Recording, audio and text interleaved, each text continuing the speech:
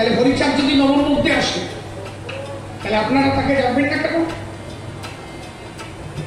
ব্যাপারটা কি না নিজের সাঁত্রিশ ঠিক আছে, এরকম না। ভগবান কোন জাতি ভিত্তিক নয়। ভক্ত যখনই বিপক্ষে পড়েছে তিনি ভক্তকে উদ্ধার করতে নেমে এসেছেন।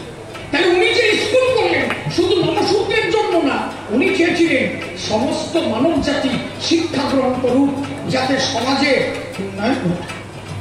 আমি তো বলে থাকি অন্তত গুরুচাঁদ ঠাকুরকে এখনো ভারতরত্ন উপাধি দেওয়া উচিত বলে আমি মনে করি, কিন্তু এগুলো বলবে কিনা এটা যে কবে সেই মানুষই তো পাবে না।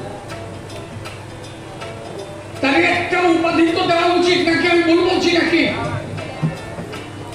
ভারতরত্ন উপাধি তাকে দেওয়া, তখন অখণ্ড ভারতবর্ষ তো অবিদ্যমান, তখন তো বাংলাদেশ ভারত বিভক্ত হয়নি। তিনি পেতে পারেন, কিন্তু কেন হচ্ছে না আমি বলতে পারি। আজকে তার এডুকেশন লাইন যদি আমরা দেখি, তিনি সেভাবে স্টাডি করেছেন। গুরুচাঁদ ঠাকুর যখন স্কুলে ভর্তি হলেন, গুরুচাঁদ ঠাকুরকে স্কুলে ভর্তি নেওয়া হলো না, গুরুচাঁদ ঠাকুরকে স্কুল থেকে বিতাড়িত করা হলো। কোন ব্রাহ্মণ্যবাদ স্কুলে ভর্তি নেওয়া হলো না, শেষ পর্যন্ত মুসলমানদের স্কুলে গুরুচাঁদ ঠাকুরকে ভর্তি হয়েছে।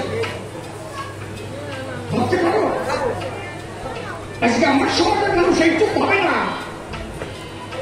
একটা টাইমে স্কুলে যেতে পারি, একটা টাইম। আরে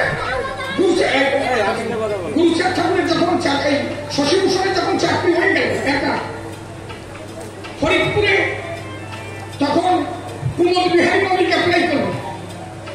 কুমুদ বিহারী মল্লিক যখন অ্যাপ্লাই করলো, গুরুচাঁদ ঠাকুরের কাছে বললো কি বাবা আমার তো অ্যাপ্লিকেশন ভুল হয়ে গেছে, আমার তো চাকরি হয় না। কেন? বলে আমি অ্যাপ্লিকেশন করেছি, আমার অ্যাপ্লিকেশনে ভুল, বাড়ির নাম ঠিক নাই।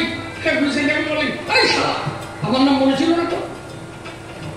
যদি তুমি জিজ্ঞাসা করে বাবার নাম কি, বলবে গুরুচাঁদ ঠাকুর। বাড়ি কোথায়? বলবে মুরাকাত, দেখি তোর চাকরি কে মানে। গিয়ে উনি বলো বাবার নাম কি? বলো গুরুচাঁদ ঠাকুর। বাড়ি কোথায়? মুরাকান্দি। বড় চাকরি পাকা, চলল। যার মুখের কথায় সার্টিফিকেট পর্যন্ত ঠিক করতে পারো, ভাবতে পারো কি মানুষ এদের মধ্যে আসছে। একজন লোকের চাকরি ছিল না। 1906 সালের আগে অনুসন্ধান সমাজে কারো চাকরি নাই। প্রথম চাকরি গুরুচাঁদ ঠাকুরের দয়া শশীভূষণ। আজকে তোমরা সেই চাকরি তোমরা করো, কিন্তু গুরুচাঁদ ঠাকুরকে তোমরা এর থেকে বড় দুঃখের বিষয় আর হতে পারে বলে মনে হয়।